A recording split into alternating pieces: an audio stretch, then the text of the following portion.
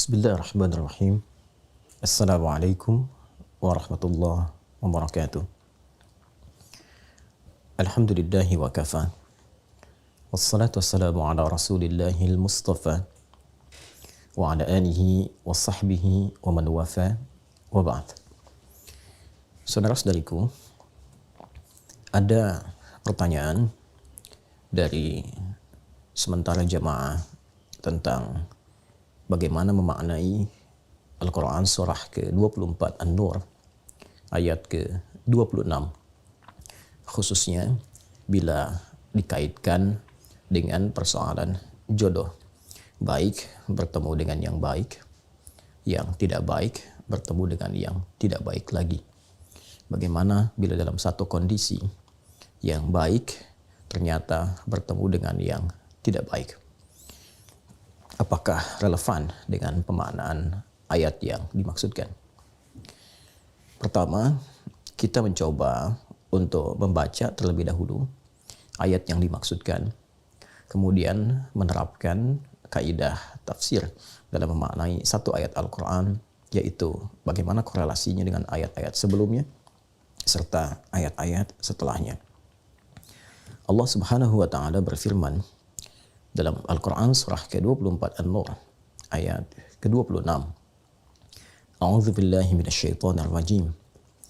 Al-khabithatu lil-khabithin wal khabithuna lil-khabithat wat-tayyibat lit-tayyibin wat-tayyibuna lit-tayyibat ulaika mubarra'una mimma yaqulun lahum maghfiratun wa rizqun karim.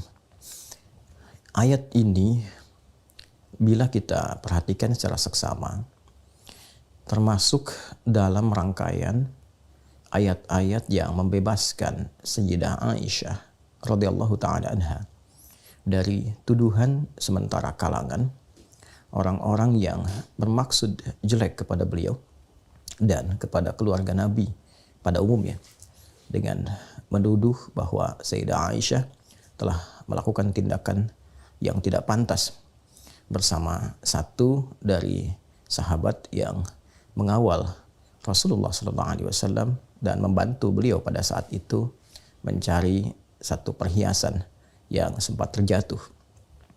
Ketika tuduhan ini banyak digosipkan sehingga menjadi hoax yang menyebar di kalangan kaum muslimin pada masa itu, maka Allah Subhanahu wa Ta'ala menurunkan rangkaian pembuka di surah ke-24 surah An-Nur untuk membebaskan Sayyidah Aisyah dari tuduhan-tuduhan dan hoax yang ditujukan kepada beliau. Bahkan di ayat yang ke-11 itu sangat tegas sekali Allah memberikan ancaman bahwa orang-orang yang memproduksi hoax itu akan mendapatkan balasan yang setimpal sesuai dengan kadar hoax yang dibuatnya. Bahkan orang-orang yang menginisiasi, aktor intelektualnya, diancam oleh Al-Quran untuk mendapatkan siksaan yang lebih besar di antara orang-orang yang terlibat dalam perbuatan makar dan hoax yang dimaksudkan. Di ayat ke-26, Allah memberikan sindiran tentang bagaimana perilaku manusia yang sesungguhnya akan bersumber dari keadaan hati dan kepribadiannya. Hati yang baik akan melahirkan tindakan-tindakan yang baik. Baik ke mata melahirkan pandangan yang baik. Bila mengalir ke lisan, mengeluarkan kata-kata yang baik. Demikian bila kondisi hati itu tidak baik, maka akan melahirkan perilaku dan tindakan yang tidak mulia. Kata-kata yang kotor, yang buruk, itu dikenal juga dengan sebutan khabith. Khabith ini seringkali ditelusuri bersumber dari keburukan hati yang mengikuti was-was syaitan. Dalam diri kita itu di kedalaman hati ada jiwa takwa, ada juga fujur. Wa nafsin wa ma sawwaha fa alhamaha fujuraha wa taqwaha. Demikian Quran surah ke-91 surah Asy-Syams ayat ke-7 sampai 8 itu. Dan demi jiwa yang sempurna penciptaannya, maka diilhamkan di dalamnya ada jiwa takwa dan fujur. Takwa adalah sumber kebaikan. Fujur mulanya adalah katalis bagi takwa, agar yang baik-baik itu cepat keluar. Namun setan melakukan provokasi kepada jiwa fujur supaya dia berdiri sendiri, dan alih-alih menjadi katalis kepada jiwa takwa untuk tampil baik, maka dia diprovokasi oleh setan seperti disampaikan di Quran surah keempat An-Nisa ayat 118. La'anahullah la'attakhidanna min ibadika nasiban mafruḍa. Setan dilaknat oleh Allah dan dia mengajukan permohonan kepada Allah untuk menjadikan satu bagian dari jiwa manusia demi melancarkan was-was dan bisikan-bisikan kotornya. Itulah jiwa fujur yang dia manfaatkan. Ketika dimanfaatkan oleh setan, diprovokasi, dan bila berdiri sendiri, maka ini yang akan memerintahkan kepada segala hal yang melahirkan keburukan, disebut dengan as-su itu. Quran surah ke-12 Yusuf ayat ke-53. Wa ma ubarri'u nafsi innan nafsa la'ammaratum bisu illa ma rahima rabbi. Di antara hal buruk yang setan bisikan adalah hal-hal yang melahirkan pertentangan, hal-hal yang melahirkan perselisihan, hal-hal yang menjadikan indah itu kemudian tertutupi, hal-hal yang menjadikan baik itu sirna. Segala hal yang kotor, yang tidak baik, yang buruk di dalam bahasa Arab seringkali disebut dengan khabith. Jamaknya khabithat.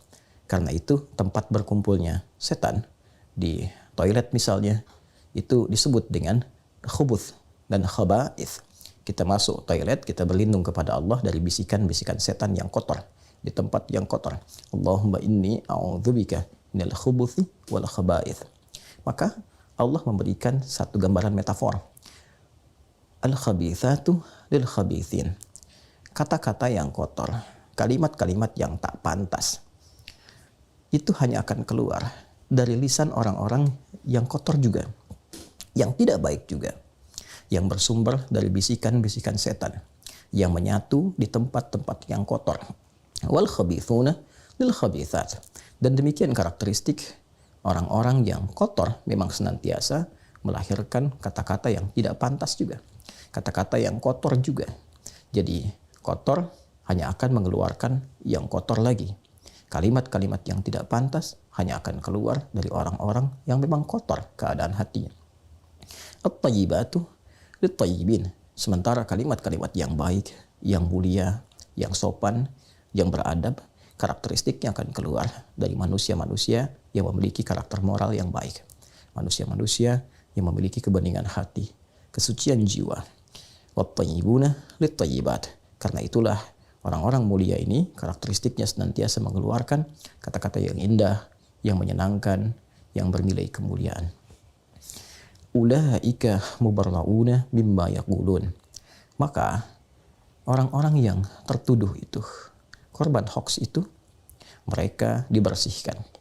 Mereka dibebaskan dari tuduhan-tuduhan yang disematkan kepada mereka yang dimaksudkan. Ayat ini sekaligus juga menegaskan pembebasan Allah dan pengakuan Allah Subhanahu wa taala akan kebersihan, kesucian, kemurnian Sayyidah Aisyah dan juga keluarga besar Rasulullah SAW secara umum ya, dari tuduhan-tuduhan, dari produksi hoax yang disematkan kepada mereka seluruhnya, Rasulullah SAW dan keluarga beliau radhiyallahu taala anhum jami'an.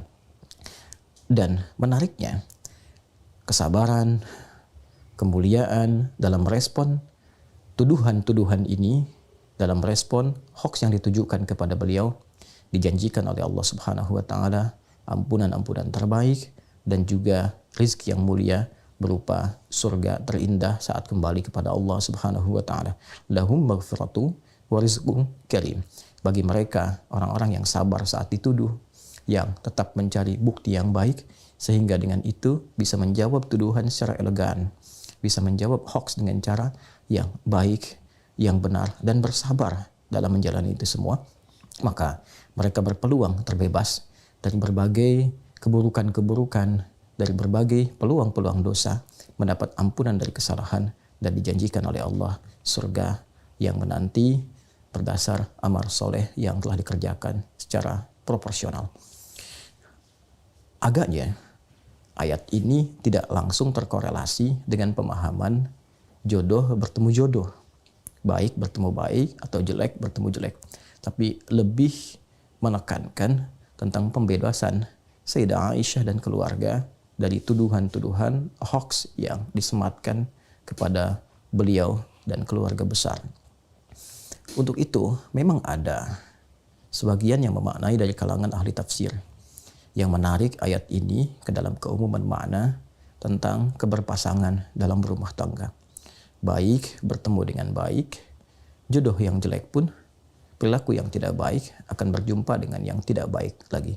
Sekilas, memang terlihat ada kebenaran dari segi penafsiran yang dimaksudkan. Orang-orang yang berkumpul di tempat-tempat yang baik cenderung mencari jodoh yang baik pula. Orang-orang yang berkumpul di tempat yang kurang baik boleh jadi juga cenderung memilih pasangan yang sekufu, sekeadaan, setempat dia bergaul.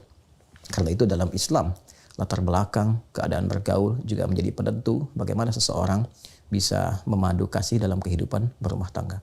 Namun ini menjadi problem ketika ada orang-orang yang menduga pasangannya baik, ternyata setelah menikah tidak seperti yang digambarkan, tidak seideal yang diharapkan. Dirinya sudah baik, namun pasangan belum terlihat baik seutuhnya.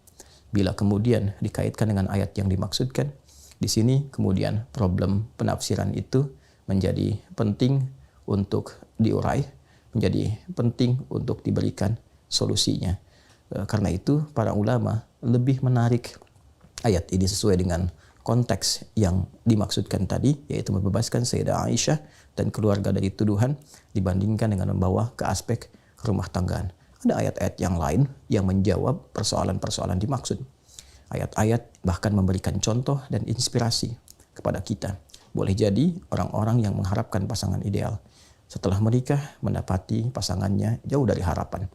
Maka cara memaknainya berdasarkan ayat-ayat lain di luar ayat 26 surah An-Nur ini, seperti ayat yang menunjukkan kesabaran Sayyidah Asiyah saat berumah tangga dengan Fir'aun, ataupun bahkan di level Nabi Nuh alaihissalam, Nabi Lut alaihissalam, bagaimana menghadapi kondisi istri-istri mereka yang bahkan jauh dari harapan.